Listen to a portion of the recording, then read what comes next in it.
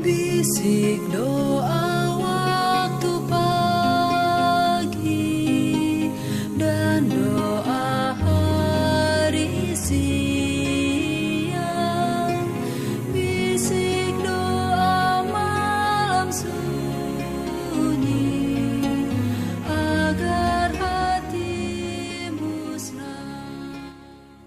Shalom saudara-saudaraku yang diberkati Yesus Kristus. Salam sukacita. Kesempatan yang indah ini mari kita siapkan hati dan pikiran kita untuk merenungkan akan kebenaran firman Tuhan. Judul renungan kita hari ini ialah Pemeliharaan hati dengan tekun penting untuk pertumbuhan dalam anugerah. Mari kita minta tuntunan kuasa sorga, kita berdoa. Bapa di sorga, kami butuhkan rahmat-Mu, kiranya dicurahkan di tengah-tengah kami saat ini juga, agar kami boleh mengerti setiap firman yang akan kami dengarkan saat ini. Di dalam nama Yesus Tuhan dan Juru Selamat kami. Amin. Ayat yang melandasi pembahasan kita diambil dari Amsal 4 ayat yang ke-23. Firman Tuhan berkata, "Jagalah hatimu dengan segala kewaspadaan, karena dari situlah terpancar kehidupan." Saudaraku, pemeliharaan hati dengan tekun penting untuk pertumbuhan yang sehat dalam anugerah. Hati dalam keadaan alamiahnya adalah suatu tempat kediaman pikiran yang tidak suci dan hawa nafsu yang jahat. Kalau ditaklukkan kepada Kristus, hati itu mesti dibersihkan oleh Roh dari segala kekotoran. Ini tidak dapat dikerjakan tanpa persetujuan orang yang bersangkutan. Kalau jiwa telah dibersihkan, adalah kewajiban orang Kristen untuk memelihara hati itu jangan sampai dicemarkan. Banyak orang tampaknya berpikir bahwa agama Kristus tidak menuntut meninggalkan dosa setiap hari, melepaskan diri dari segala kebiasaan yang telah menahan jiwa dalam perbudakan. Mereka tidak mengakui berbagai hal yang disalahkan oleh hati nurani, tetapi mereka gagal untuk berbicara dan bertindak seperti Kristus dalam kehidupan setiap hari. Mereka tidak membawa keserupaan dengan Kristus ke dalam rumah tangga. Mereka tidak menunjukkan kehati-hatian yang bijaksana dalam memilih kata-kata. Terlalu sering diucapkan kata-kata yang cerewet, kurang sabar, yang membangkitkan hawa nafsu yang sejahat-jahatnya dari hati manusia. Orang-orang yang demikian memerlukan hadirat Kristus yang tetap di dalam jiwa. Hanya dalam kuasa-Nya mereka dapat berhati-hati terhadap perkataan dan perbuatan. Dalam pekerjaan memelihara hati, kita harus selalu berdoa, tidak jemu-jemu memohon bantuan dari takhta anugerah.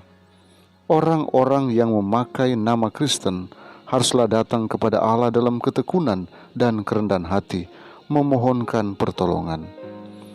Juru Selamat telah menyuruh kita supaya berdoa dengan tiada berkesudahan.